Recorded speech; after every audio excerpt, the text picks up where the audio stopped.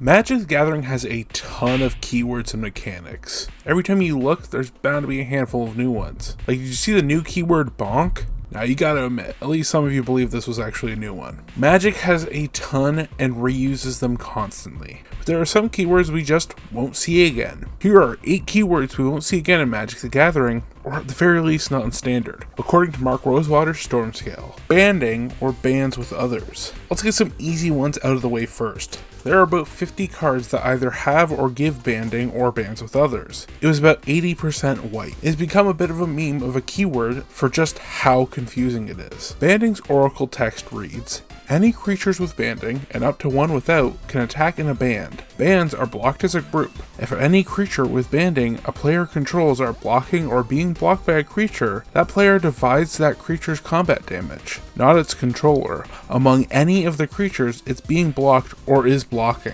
Okay, so breaking it down, banding only matters in combat. When you attack, the band attacks as one, which means that if any of them are blocked, they are all blocked. If you have 2 flyers and 1 non-flyer in a band, they're basically attacking as a non-flyer. They're as strong as the weakest link. The benefit of this is if you attack and they have a blocker that will definitely kill your best attacker, if they block the band, you get to decide who dies. So if you have a 10-10 trampler and a 1-1 soldier in a band, you can prevent the 10-10 from dying. Now when you block, it works like double or triple blocking, except the owner of the band gets to decide how that creature deals damage to the band. In regular Magic, the attacker decides, this time the defender decides. I hope you can see why this won't be coming back anytime soon. Not only has it taken this much to kind of explain banding, but banding just isn't that strong. If I need to spend this much time to parse it and understand it myself, it better be something so broken, when in reality it's just an overly confusing combat maneuver. Because it's more confusing than what it's worth, a lot of people just actively avoided these cards. Or if they were going to play using these cards, they just ignore banding. Or better yet, come up with their own explanation for how the keyword even worked. You'll notice throughout this video there are a couple cardinal sins of keywords that get them knocked off. One of them is players not wanting to use them, and often that's due to them being confusing. Banding was introduced in Alpha in 1993 and was out of the game by 1997, but has made the occasional appearance on comedy cards. Next up is Ante. Another keyword known for being dead. There are 9 cards with Ante, with 4 of those 9 alone being mono black. Ante was wild. So back in the day, if you were playing a game, you could have a chat with your opponent about if you were going to play for Ante or not. If you were playing for Ante, before the game starts, you both randomly pick a card from your respective deck and put it into the Ante zone. The winner of the game gets the cards. So the Ante keyword that I'm referring to in this video is a series of 9 cards that directly reference Ante. For the most part, all of them mention that if you aren't playing for Ante in this game, you remove this card from your deck. These cards are wild. Here's some of my favorites. Amulet of Quos says if your opponent isn't willing to ante another card, the game is going to be decided by a coin flip right here and now. Bronze Tablet is a piece of removal where if your opponent doesn't pay 10 life, you now own the card you just exiled, and now they own Bronze Tablet. Contract from Below is very flavorful. It's a wheel effect that you need to ante another card from the top of your deck before you can draw your 7. Dark Pack can literally steal a card out of the ante zone. You replace one of the anteed cards with a card off the top of your deck, but you can pick your opponent's card and just keep it.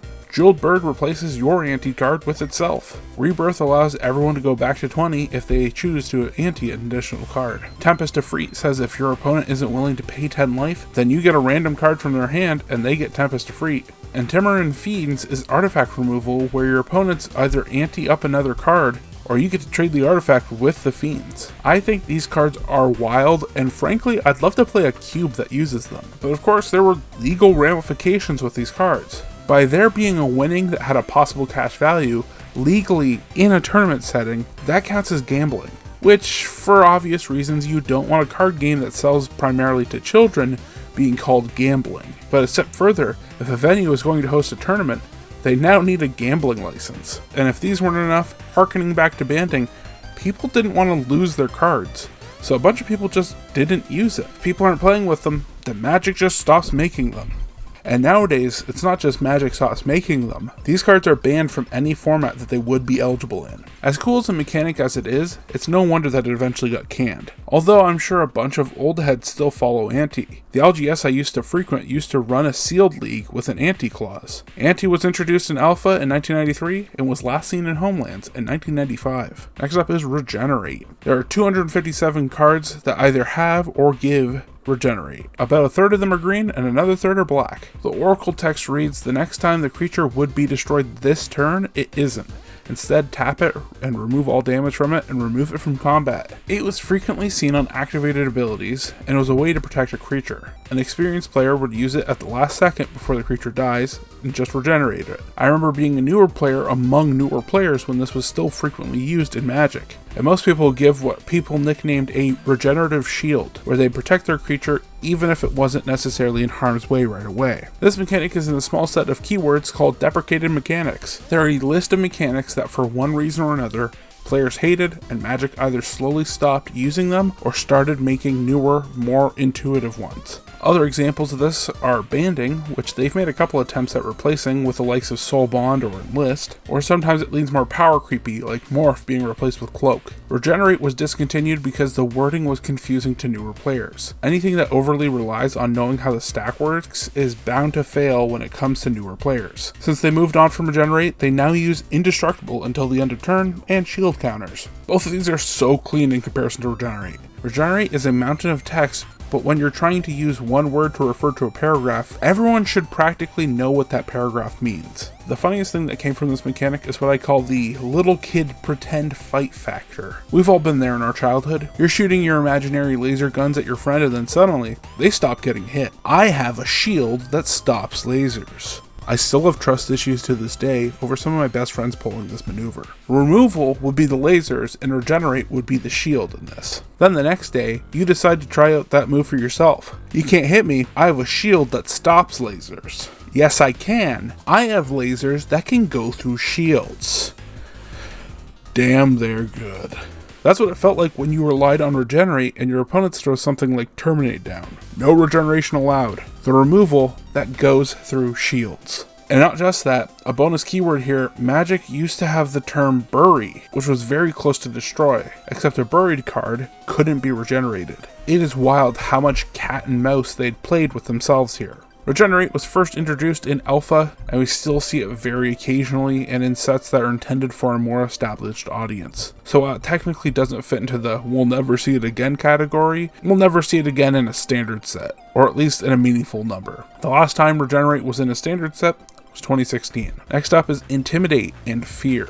Speaking of deprecated mechanics, Fear has 40 cards. Over 90% of them are black. Intimidate has 39 cards, 60 of which are black, with some more red and green making up the bulk of the remaining 40%. I've paired the two together because one was actually intended to be the replacement of the other, before they decided to scrap this all together. They're basically the same mechanic. Fear reads, this creature can't be blocked except by a black creature or an artifact creature. And then they wanted other colors to join in on the fun, so Intimidate reads, this creature can't be blocked except by a creature that shares the same color or an artifact creature. Pretty simple. Besides having to remember the artifact creature caveat, this is probably one of the easier mechanics on this list to remember how it works. Well, if it's simple enough to learn, why would they stop printing it? Depending on how long you've been playing, you may have noticed that Landwalk used to be something that Magic used every now and then, but doesn't anymore. Magic no longer wants creatures to have as many ways to become unblockable. It makes for gameplay that might be fun to the one on the winning side, but on the losing side, you're just getting punched over and over. And you don't have a chance to really defend yourself unless you draw into removal. Nowadays, a creature being unblockable likely either means the creature is pretty small to start with, or you had to jump through some hoops to get there. Other forms of evasion at least have some way to be dealt with. Intimidate would be replaced by Menace, which is still used today. It's significantly easier to interact with, and it's a way to have evasion that isn't just flying. Fear as a mechanic was introduced in Alpha, but wouldn't be keyworded until Onslaught. In Magic 2010, it was officially replaced with Intimidate. It would be used one more time as a one-off in Brothers War Commander decks as a reference to the olden days of Magic. Intimidate, like our buddy Regenerate, has been exiled to only appear in side products, so most recently we got an Intimidate card in Fallout, but before that, the most recent appearance in a standard set would have been Magic 2015. Next up is Gacha. There are 11 cards with Gacha, and being only 11 cards, every color got 2 and green got 3. This is the only silver bordered mechanic on this list. This is a line that even silver bordered sets won't cross anymore. It was a triggered ability that showed up on cards from Unhinged. They were simple cards with a keyword, which was frequently worded if your opponent said something, usually a part of a card's name, you would return the card from your graveyard to your hand. The The only two that exist outside of this specific group where you trigger off of words is a card that triggers off of your opponent audibly flickering their cards, or your opponent touching their hand to the table. When it comes to these cards, it's not like they were using words that wouldn't be said often. They went out of their way to use names that you'd have to remember the card in your opponent's graveyard, and you'd have to try your hardest to work around it. Deal damage, creature guy, kill, destroy. Try going through a game and not saying at least one of these words. Gacha was an extremely effective mechanic. Too effective. Because the silver bordered sets allowed for some more social interaction and so-called dexterity-based mechanics, they were able to do something like this when they couldn't do it in an actual set. But when it came to people actually playing around with the set, it was annoying as hell. Imagine a game where you have to sit there and watch what you say so you don't give your opponent an advantage. Eventually, you just devolve into not talking at all. All of this leads to an unpleasant playing experience, which is exactly why Magic has made the decision that we'll never see Gacha back on a card in silver border, acorn stamped, or any other official Magic cards. And at the end of the day, if people don't want to play the cards, they stop making those cards. Gacha was exclusive to Unhinged, which came out in 2004. Finally, we have cumulative upkeep. There are 86 cards with cumulative upkeep. They're decently evenly spread out amongst all the colors, except blue has a touch more and red and black have fewer. Cumulative upkeep is a triggered ability that happens on each of your upkeeps, and comes with a cost. The Oracle text is, at the beginning of your upkeep, if this permanent is on the battlefield, put an age counter on this permanent. Then you may pay the original cost for each age counter on it. If you don't, sacrifice it. More often than not, it's cumulative upkeep and then some form of mana. And then you have to pay however much mana for each turn this card's been on the field. Even though that shows up a bunch, they did get creative with this in some regards. Gallowbraid is a 5/5 creature that pings you for damage until you eventually make the decision if you'd rather have a 5/5 or keep taking 5 damage. Carplus and Minotaur has you flipping more and more coins and rewarding you for winning flips and punishing you for losing them. Aberoth is a big creature that gets smaller and smaller until it dies. And of course, the one everyone loves is Braid of Fire. Originally, it was a clever card where you'd get mana, but you'd have to find a way to use it, or else you'd have to deal with mana burn. Now that we no longer have mana burn, it's more of a game of how do I use all of this red mana in my upkeep?